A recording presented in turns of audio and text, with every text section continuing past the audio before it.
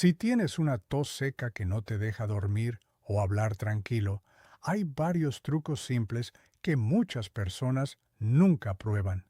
Y algunos pueden ayudarte más de lo que imaginas. El primero es usar miel de la forma correcta. Muchas personas la mezclan con mucha agua o té y casi no sienten diferencia. Pero cuando la garganta está irritada, una pequeña cantidad de miel en una bebida tibia o incluso sola puede ayudar a generar una sensación de alivio y suavizar la garganta.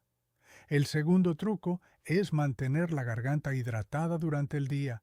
Cuando la garganta se reseca, la tos suele empeorar.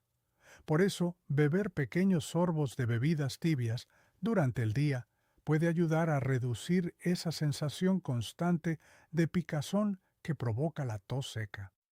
El tercer truco que muchas personas no intentan es respirar aire más húmedo. Cuando el ambiente es muy seco, la garganta puede irritarse más. Algunas personas sienten alivio usando un humidificador limpio o pasando unos minutos en un ambiente con vapor suave, como una ducha tibia.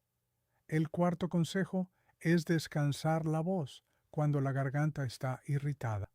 Hablar mucho, gritar o forzar la voz puede empeorar la irritación de la garganta y hacer que la tos continúe por más tiempo.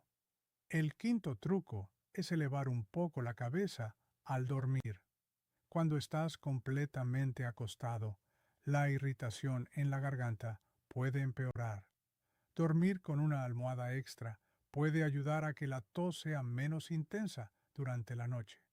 Y algo que mucha gente olvida, evitar el aire frío directo en la garganta, como ventiladores apuntando hacia la cara mientras duermes.